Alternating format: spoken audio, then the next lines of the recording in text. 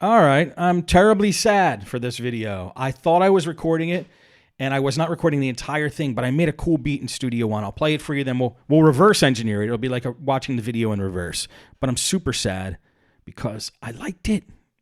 It was good. Here we go. This is what I made.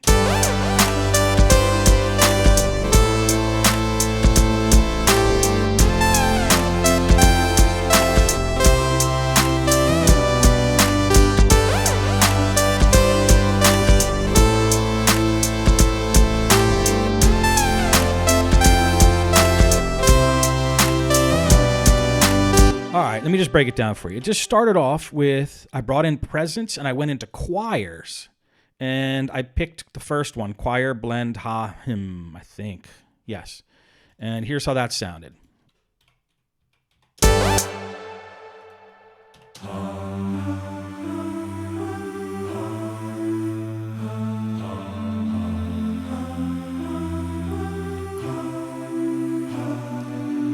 Then I went in Impact, messed around with a couple drum kits, just ended on Dark Trap. Thought it was not great, but I figured I'd test it, and I ended up keeping it. Here's how it sounds with the drums.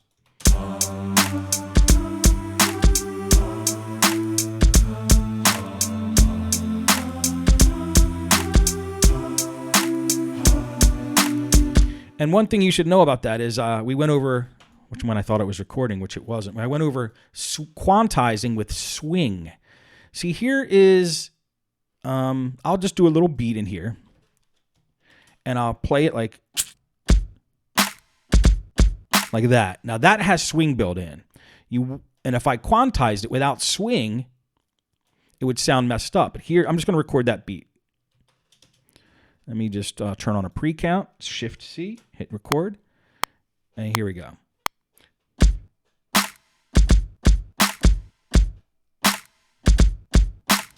All right, now watch if I quantize that with zero swing.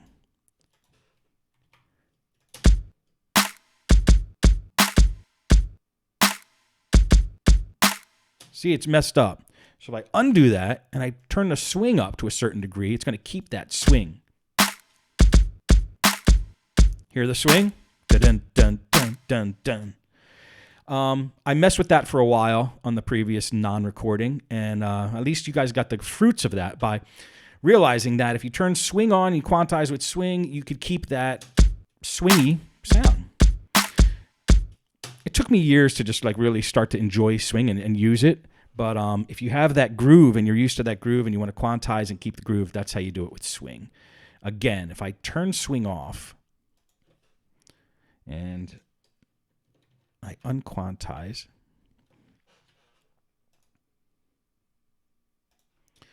and then I quantize it with zero swing, Q, here we go, is what it's going to sound like.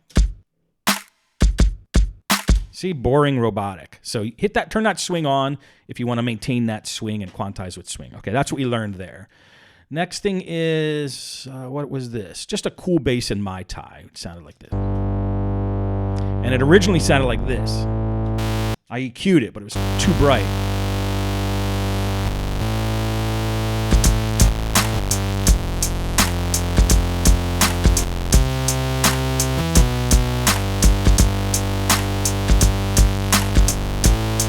It's very bright, so I turn the EQ on, just tone it down a little bit.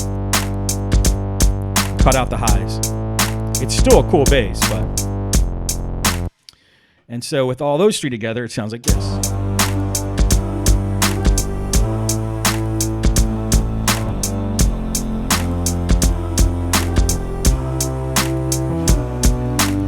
And then I put in a mojito, which I don't typically use because it's just it's a little synth, and sometimes it doesn't sound amazing, but sometimes it gives you some pretty cool stuff. And it came up with this. This was with no effects.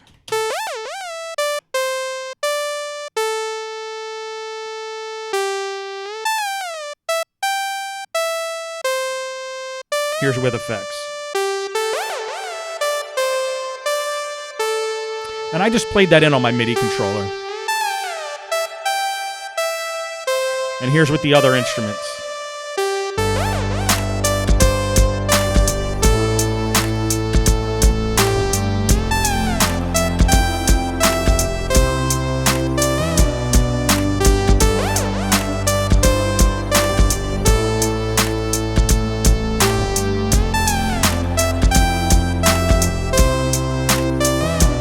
So it's kind of an interesting beat so far. And then finally, I wanted some pads.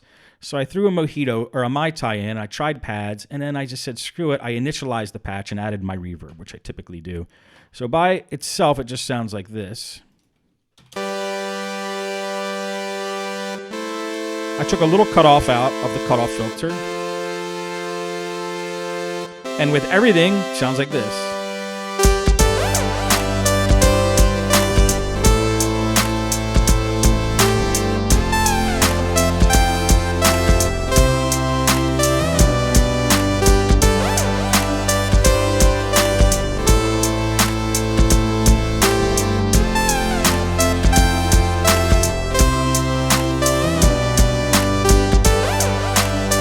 I think it sounds pretty cool.